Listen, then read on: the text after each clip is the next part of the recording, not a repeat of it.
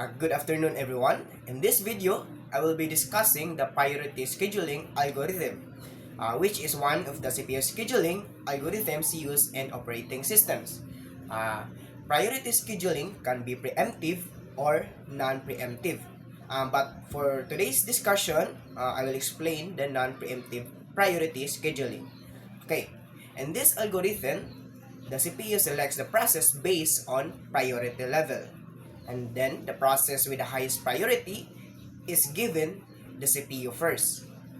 Usually, a lower number means higher priority. And now, let's understand the Gantt chart because this shows the exact order uh, in the which CPU runs the processes. Okay, a Gantt chart is a timeline that shows which processes is using the CPU at a specific time. Okay, we start at time 0. Okay, at this time, only process 1 has arrived. So, the CPU starts executing the process 1 first. And then, even though P2 and P3 arrive while P1 is running, the CPU does not switch because this is not non-preemptive priority scheduling. Okay, this means once a process starts, it must finish before another process can run. Okay, P1 finishes at time 6. After that, the CPU looks at the remaining processes and compares their priorities. And then between P2 and P3, P2 has the higher priority, so it runs next. And then after that, P2 runs from time 6 to time 10.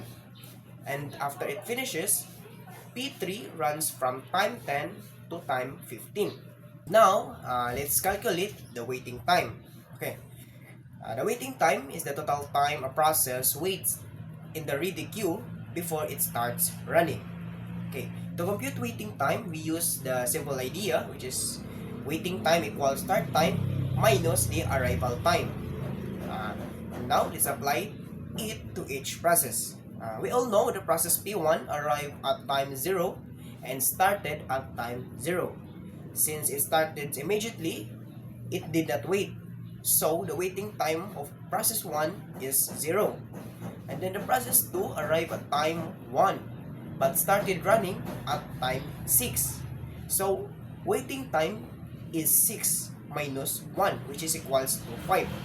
And then the process 3 arrived at time 2 and started at time 10. It waited while both P1 and P2 were running. So waiting time is 10 minus 2, which is equals to 8. Now, let's move on to turnaround time. Turnaround time is the total time taken from when a process arrives until it completely finishes execution. It includes both the time spent waiting and the time spent running on the CPU. Okay, the formula is turnaround time equals completion time minus the arrival of time. Okay, let's calculate it for each processes. Okay, the process 1 arrives at time 0 and finishes at time 6. So its turnaround time is 6 minus 0, which is equals to 6 again. Okay, the process 2 arrives at time 1 and finishes at time 10. So its turnaround time is 10 minus 1, which is equals to 9. And then the last one, the process 3, arrive at time 2 and then finish at time 15. So its turnaround time is 15 minus 2 is equals to 13. Okay, let's proceed to the advantages of priority scheduling.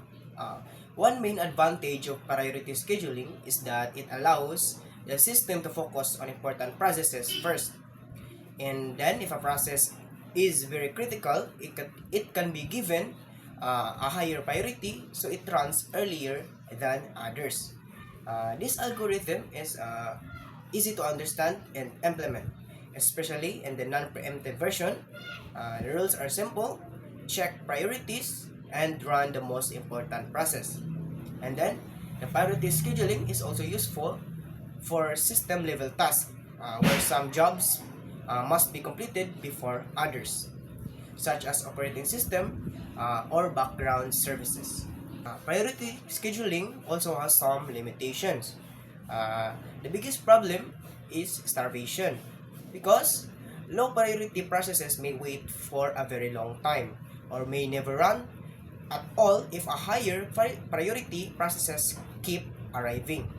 Another issue is that assigning priorities can be unfair or inaccurate, because if our priorities are set incorrectly, less important processes might get more CPU time than needed. Okay, in the non-preemptive version, once a process starts running, higher priority processes cannot interrupt it. So, which can delay urgent tasks. Situations where priority scheduling is best used. Okay, it is commonly used in the real-time systems where certain tasks must be completed quickly. Operating system processes such as system updates or security tasks, then systems where background and foreground jobs needs to be separated.